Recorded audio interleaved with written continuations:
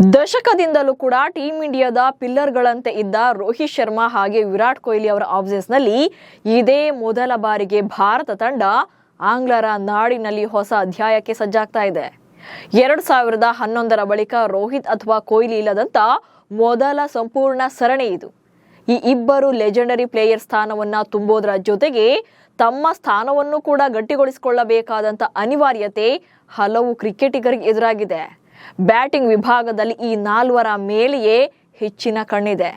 ಅಷ್ಟಕ್ಕೂ ಯಾರು ಆ ನಾಲ್ವರು ಪ್ಲೇಯರ್ಸ್, ಹೇಗಿದೆ ಅವರ ಇಂಗ್ಲೆಂಡ್ ಎದುರಿನ ರೆಕಾರ್ಡ್ಸ್, ಪ್ಲೇಯಿಂಗ್ 11 ಹೇಗಿರುತ್ತೆ, ಏನೆಲ್ಲ ಚಾಲೆಂಜಸ್ ಆಗಬಹುದು ಅನ್ನೋದನ್ನ ಈ ವಿಡಿಯೋದಲ್ಲಿ ಹೇಳ್ತೇನೆ. ನಾನು ಶಾಂತ, ನೀವು ಸುದ್ದಿಯಾನದ ಸಬ್ಸ್ಕ್ರೈಬರ್ ಆಗೋದಕ್ಕೆ ಮರಿಬೇಡಿ. ಶುಭ್ಮನ್ ಗಿಲ್ ನಾಯಕತ್ವದಲ್ಲಿ ಇಂಗ್ಲೆಂಡ್ ಸರಣಿಗೆ ರೆಡಿಯಾಗಿರುವಂತಹ ಟೀಂ ಇಂಡಿಯಾದಲ್ಲಿ ಯಂಗ್ಸ್ಟರ್ಸೇ ಜಾಸ್ತಿ ಇದ್ದಾರೆ. ಅದು ಅಲ್ಲದೆ ಆಲ್ಮೋಸ್ಟ್ T20 ನಲ್ಲಿ ಧಮಾಕೆದಾರ್ ಪರ್ಫಾರ್ಮೆನ್ಸ್ ಕೊಟ್ಟಿರುವಂತವರೇ ರೆಡ್ ಬಾಲ್ ಚಾಲೆಂಜ್ಗೆ ರೆಡಿಯಾಗಿದ್ದಾರೆ. ಇಂಗ್ಲೆಂಡ್ನ ಪಿಚ್, ಅಲ್ಲಿನ ವಾತಾವರಣ, ಸಿಚುಯೇಷನ್ಗೆ ಅಡ್ಜಸ್ಟ್ ಆಗಿ ಆತಿಥೇಯರನ್ನ ಸೋಲಿಸುವಂತ ಟಾರ್ಗೆಟ್ ಭಾರತ ತಂಡದ ಮೇಲಿದೆ. ಅದು ಅಲ್ಲದೆ ಗೌತಮ್ ಗಂಭೀರ್ ಪಾಲಿಗೂ ಕೂಡ ಇದೊಂಥರ ಮಸ್ಟ್ ವಿನ್ ಸರಣಿ ಇದ್ದಂಗೆ. ಗಂಭೀರ್ ಕೋಚ್ ಆದ್ಮೇಲೆ Bharat back to back 2 test ಸರಣಿಗಳನ್ನ ಕಳ್ಕೊಂಡಿದೆ. ಸೊ ಈ ಸರಣಿ ಗೆಲ್ಲಲೇಬೇಕಾದಂತ ಒತ್ತಡ ಕೂಡ ಇದೆ. ಈ ಸೀರೀಸ್ ನಲ್ಲಿ ಒಂದಷ್ಟು ಆಟಗಾರರ ಮೇಲೆ ನಿರೀಕ್ಷೆಗಳು ಕೂಡ ಜಾಸ್ತಿ ಇದ್ದು, ಅದರಲ್ಲಿ ನಂಬರ್ 1 KL ರಾಹುಲ್ ಮೇಲಿದೆ. ರೋಕೋ ಆಬ್ಸೆನ್ಸ್ ನಲ್ಲಿ ಬ್ಯಾಟಿಂಗ್ ವಿಭಾಗಕ್ಕೆ ರಾಹುಲ್ ಲೀಡರ್. ಸ್ಟಾರ್ ಬ್ಯಾಟರ್ಸ್ ಆಗಿದ್ದಂತ ರೋಹಿತ್ ಶರ್ಮಾ ಹಾಗೆ ವಿರಾಟ್ ಕೊಹ್ಲಿ ಒಟ್ಟೊಟ್ಟಿಗೆ ನಿವೃತ್ತಿಯನ್ನ ಹೇಳಿರೋದ್ರಿಂದ ಭಾರತ ಟೆಸ್ಟ್ ಕ್ರಿಕೆಟ್ ನಲ್ಲಿ ಹೊಸ ಅಧ್ಯಾಯವನ್ನ ಪ್ರಾರಂಭ ಮಾಡ್ತಾ ಇದೆ. ಇದೀಗ ಬ್ಯಾಟಿಂಗ್ ಘಟಕವನ್ನ ಮುನ್ನಡೆಸುವಂತ ಜವಾಬ್ದಾರಿ KL ರಾಹುಲ್ ಅವರ ಹೆಗಲ ಮೇಲೆ ಬಿದ್ದಿದೆ. 33 ವರ್ಷದ ರಾಹುಲ್ ಇಂಗ್ಲೆಂಡ್ ಸರಣಿಯಲ್ಲಿ ಕೇವಲ ಹಿರಿಯ ಬ್ಯಾಟ್ಸ್ಮನ್ ಆಗಿ ಮಾತ್ರ ಅಲ್ಲ, ತಮ್ಮ ಟ್ಯಾಲೆಂಟ್ ಮತ್ತು ಎಲಿಗೆನ್ಸ್ ಕೂಡ ಪ್ರೂವ್ ಮಾಡಬೇಕಿದೆ. ವಿಶ್ವ ಟೆಸ್ಟ್ ಚಾಂಪಿಯನ್ಶಿಪ್ ಸೈಕಲ್ ಶುರುವಾಗೋದ್ರ ಜೊತೆಗೆ ರಾಹುಲ್ಗೆ ಅತಿ ದೊಡ್ಡ ಅವಕಾಶ ಕೂಡ ಇದಾಗಿದೆ. 33 ವರ್ಷ ವಯಸ್ಸಿನ KL ರಾಹುಲ್ ತಂಡದಲ್ಲಿ ಅತ್ಯಂತ ಅನುಭವಿ ಬ್ಯಾಟ್ಸ್ಮನ್ ಆಗಿದ್ದಾರೆ. ಇಂಗ್ಲೆಂಡ್ ವಿರುದ್ಧ 13 ಟೆಸ್ಟ್ ಪಂದ್ಯಗಳಲ್ಲಿ 3 ಶತಕಗಳು ಸೇರಿದಂತೆ 955 ರನ್ಗಳನ್ನು ಕಲೆ ಹಾಕಿದ್ದಾರೆ. ಲಾರ್ಡ್ಸ್ ಮೈದಾನದಲ್ಲಿ 2018ರಲ್ಲಿ ದಿ ಓವಲ್ನಲ್ಲಿ 149 ಮತ್ತು 2021ರಲ್ಲಿ ಲಾರ್ಡ್ಸ್ನಲ್ಲಿ 129 ರನ್ ಕಲೆ ಹಾಕಿದ್ರು. ಆನಂತರ ರಾಹುಲ್ ಪ್ರದರ್ಶನ ಅಷ್ಟಕ್ಕಷ್ಟೇ ಇತ್ತು. ಆ ಟೈಮಲ್ಲಿ ಕೆಲ ಪಂದ್ಯಗಳಿಂದ ಡ್ರಾಪ್ ಕೂಡ ಮಾಡಲಾಗಿತ್ತು. ಆ ಬಳಿಕ 2021ರಲ್ಲಿ ತಂಡಕ್ಕೆ ಮತ್ತೆ ಕಂಬ್ಯಾಕ್ ಮಾಡಿದ್ರು. ಇದೀಗ ರೋಹಿತ್ ಮತ್ತು ವಿರಾಟ್ ಕೊಹ್ಲಿ ಅವರು ಇಲ್ಲದಿರೋದ್ರಿಂದ ಹಿರಿಯ ಆಟಗಾರನಾಗಿ ತಮ್ಮ ಸ್ಥಾನವನ್ನ ಭದ್ರಪಡಿಸಿಕೊಳ್ಳೋಕೆ ಇದೊಂದು ಸುವರ್ಣಾವಕಾಶವಾಗುತ್ತೆ. ಡೂ ಆರ್ ಡೈ ಸ್ಟೇಜ್ ನಲ್ಲಿ ಕರುಣ್ ನಾಯರ್. ಇನ್ನು ಕನ್ನಡಿಗ ಕರುಣ್ ನಾಯರ್ ಪಾಲಿಗೂ ಕೂಡ ಈ ಸೀರೀಸ್ ತುಂಬಾನೇ ಇಂಪಾರ್ಟೆಂಟ್ ಆಗುತ್ತೆ.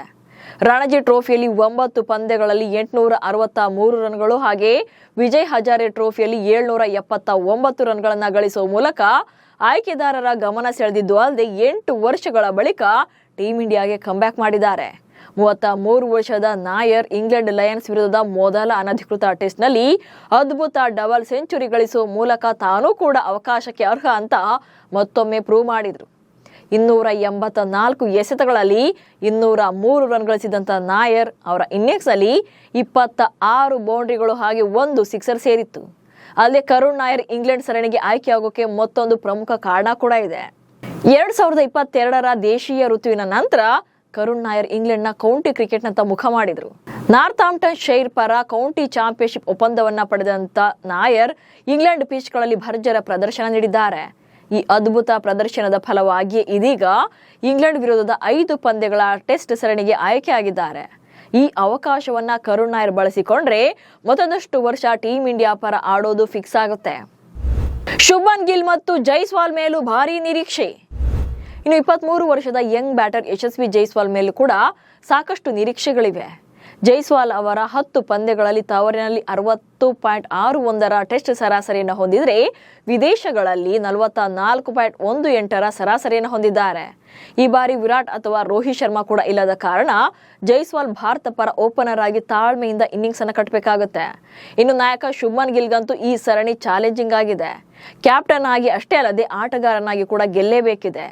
ತವರಿನಲ್ಲಿ ಗಿಲ್ ಅವರ ಟೆಸ್ಟ್ ಸರಾಸರಿ 42 ಇದ್ರೆ ವಿದೇಶಗಳಲ್ಲಿ 29.50ಗೆ ಕುಸಿದಿದೆ. ಅದೆಲ್ಲಕ್ಕಿಂತ ಶಾಕಿಂಗ್ ಅಂದ್ರೆ ಇಂಗ್ಲೆಂಡ್ ನಲ್ಲಿ ಗಿಲ್ ಅವರ ದಾಖಲೆ ತೀರಾ ಕಳಪೆಯಾಗಿದೆ. 3 ಪಂದ್ಯಗಳನ್ನು ಆಡಿರುವಂತಹ ಗಿಲ್ 14.66ರ ಸರಾಸರಿಯಲ್ಲಿ ಕೇವಲ 88 ರನ್ಗಳನ್ನ ಮಾತ್ರ ಕಲೆ ಹಾಕಿದ್ದಾರೆ.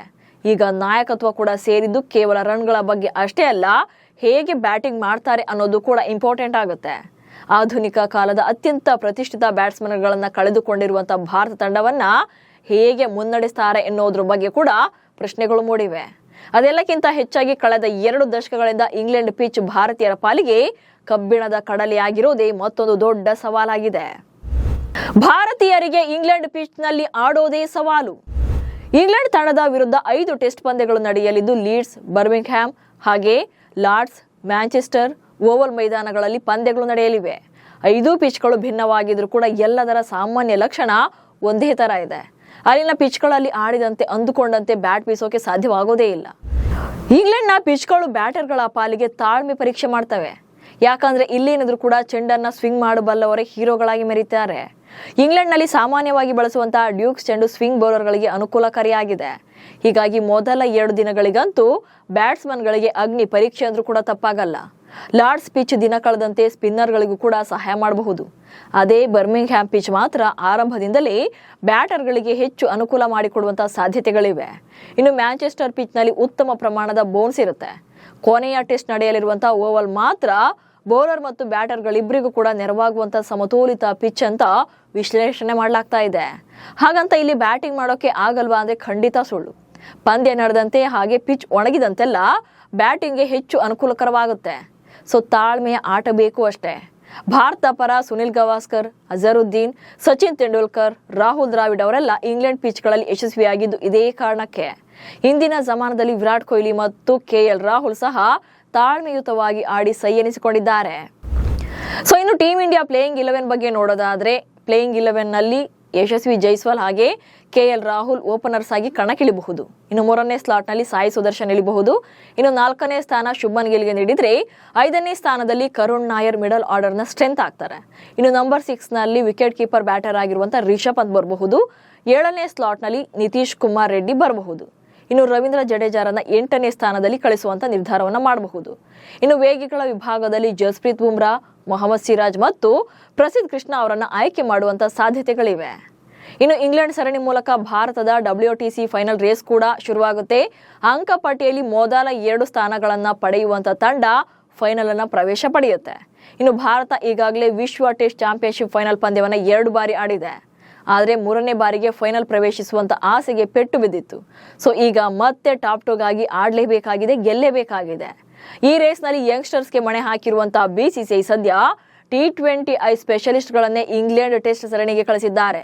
ಯಶಸ್ವಿ ಜೈಸ್ವಾಲ್, KL ರಾಹುಲ್ ಹಾಗೆ ಕರುಣ್ ನಾಯರ್ ಕ್ರೀಸ್ ಕಚ್ಚಿ ಆಡಿದ್ರು ಕೂಡ ಉಳಿದವರ ಬಗ್ಗೆ ಹೇಳೋಕ್ಕಾಗಲ್ಲ.